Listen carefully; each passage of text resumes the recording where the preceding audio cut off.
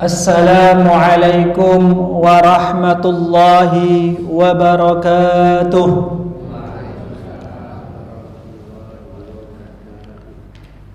Bismillahirrahmanirrahim. Alhamdulillahi rabbil alamin. Al-malikil haqqil mubin. Wa bihi nasta'inu ala umurid dunya wad-din. Wassalatu wassalamu ala habibina al-Mustafa Muhammadin Tahal Amin wa ala alihi at-tayyibin at-tahirin wa sahabatihi al-mayamin wa man tabi'ahum bi ihsanin ila yaumiddin. Allahumma aghnina bil ilmi wa zayyinna bil hilmi wa akrimna bit taqwa wa jammilna bil afiyati ya arhamar rahimin. Bapak, Ibu jamaah salat subuh Masjid Al-Ma'mur yang dirahmati oleh Allah Subhanahu wa taala, puja dan puji syukur kehadirat Allah Subhanahu wa taala hendaklah senantiasa kita lafalkan, kita basahkan lisan kita, yakni dengan sebuah ucapan yang mulia, alhamdulillahi wasyukru lillah. Mudah-mudahan dengan ucapan yang mulia tersebut kita termasuk daripada hamba Allah Subhanahu wa ta'ala, makhluk Allah yang tahu terima kasih, tahu bersyukur kepada Sang Penciptanya.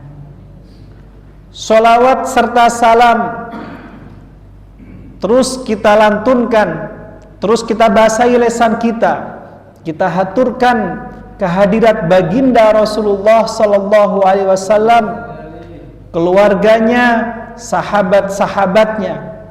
Mudah-mudahan dengan sholawat dan salam ini kita juga termasuk menjadi hamba Allah yang tahu terima kasih bahwa melalui syariat Rasulullah sallallahu alaihi wasallam kita mengenal cahaya kebenaran, kita mengenal tata aturan, kita mengenal bagaimana beribadah yang benar kepada Sang Pencipta kita.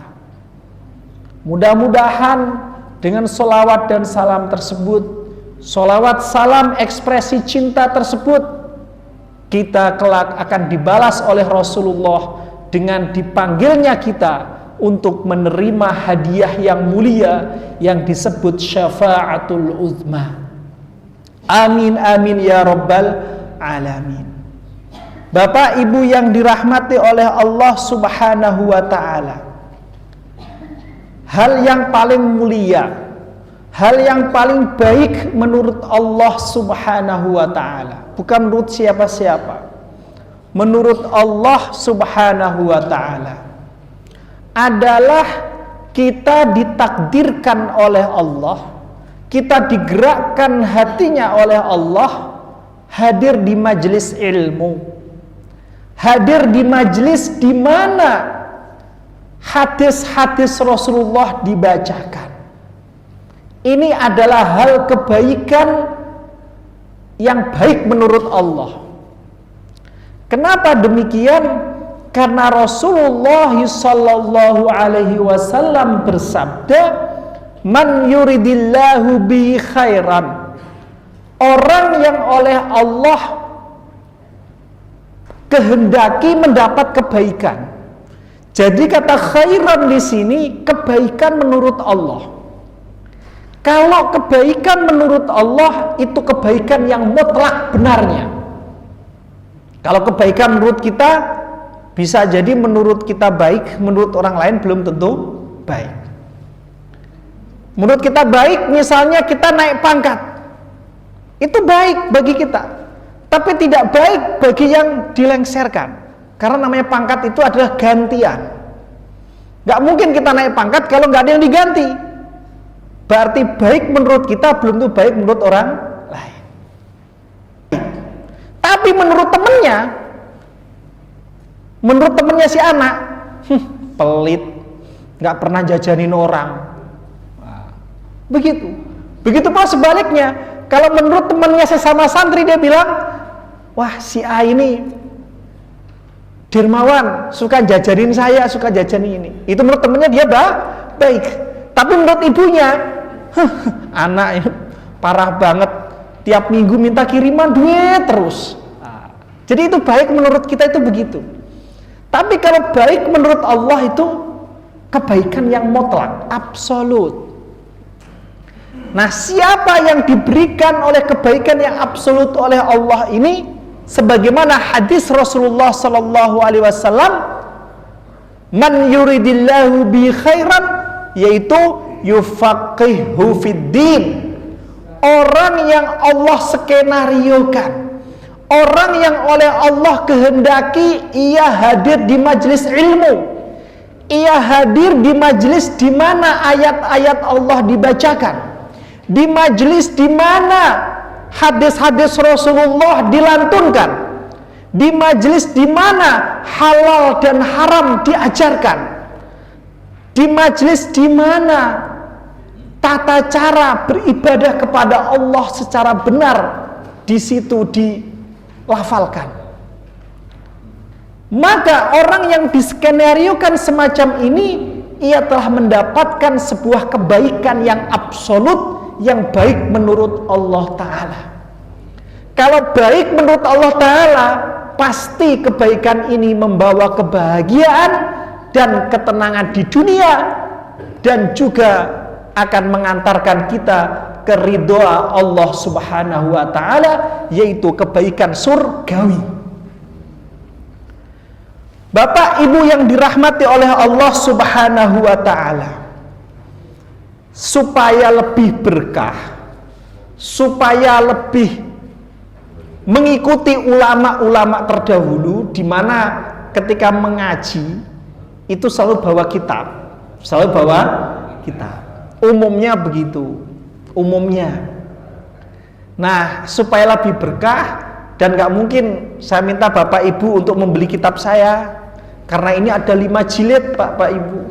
Satu jilidnya itu ya ada sekitar, di sini tertulis cetakannya 670-an satu jilid. Kalau 5 nanti jadi bantal di rumah, sayang. Nah, akhirnya kami berinisiatif untuk membagikan lembaran yang pada kesempatan ini kita baca. Jadi supaya lebih berkah, jadi saya sebarkan di situ lembaran ya dari kitab.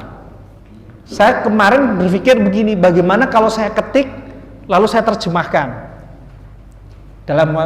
Terus saya pikir lagi, wah kayaknya kurang afdol deh, kurang mantep kalau nggak langsung dari kitab. Satu itu. Yang kedua, kalau terjemahan, nanti Bapak Ibu terikat pemahamannya pada terjemah. Terikat pemahamannya pada terjemah. Padahal tujuan kita ngaji ini, Bapak Ibu terikat pada hadis. Terikat pada hadis. Gitu ya. Nah, sementara terjemah itu salah satu tafsiran, salah satu, bukan satu-satunya. Makanya dengan saya fotokopikan seperti itu supaya terikatnya itu pada hadis, bukan pada satu tafsir, tapi pada hadis. Yang kedua, ketika pada kitab ini, saya harapkan nanti pada pertemuan selanjutnya bawa pensil sendiri-sendiri, pulpen atau itu, supaya lebih terikat untuk konsentrasi pada isi hadis. Kalau mendengarkan saja kan nanti keluar pintu selesai. Tapi kalau punya pengalaman ketemu huruf, pengalamannya ketemu huruf, itu pengalamannya itu akan langsung masuk ke hati. Walaupun tidak hafal, tetapi akan masukkannya. Hadis ini pernah saya titik deh, gitu ya, pernah saya titik. Jadi akhirnya karena punya pengalaman itu, maka itu akan ingat. Itu bedanya ngaji pesantren sama lainnya. Karena pesantren itu ya harus nitik gitu. Jadi walaupun dia nggak hafal, dia akan, oh iya aku pernah pengalaman deh ketemu hadis ini gitu. Minimal pengalaman ketemu, hafal tidak. Nah, itu yang saya harapkan. Yang kedua dan yang terakhir dan yang paling penting adalah ya, di situ saya sebutkan hadisnya, lalu ada sampul kitabnya. Nanti suatu saat misalnya kayak Pak Agung pengen bikin makalah, mau ngerujuk hadis, wow, sudah bisa dibikin footnote-nya di bawah. Ibaratnya gitu, kayak orang kuliah gitu, footnote-nya. Dan yang terakhir itu kebiasaan saya dulu begitu. Jadi kadang kalau ngafalin hadis susah, Pak.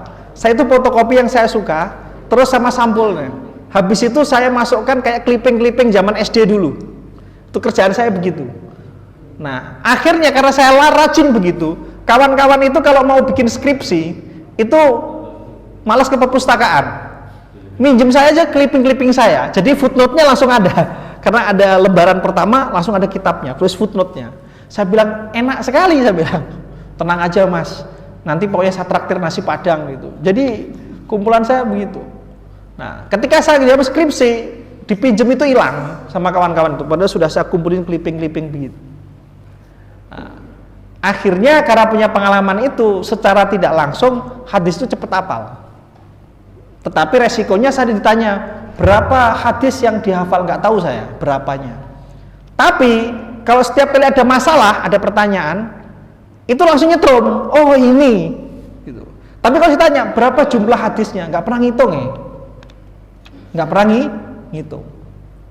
Sama kalau saya ditanya akuntan, berapa kali dalam sebulan itu pergi ke tempat kerja ngerjain kewajiban, nanti diestimasikan berapa gaji, ini untung apa rugi, nggak pernah mikir.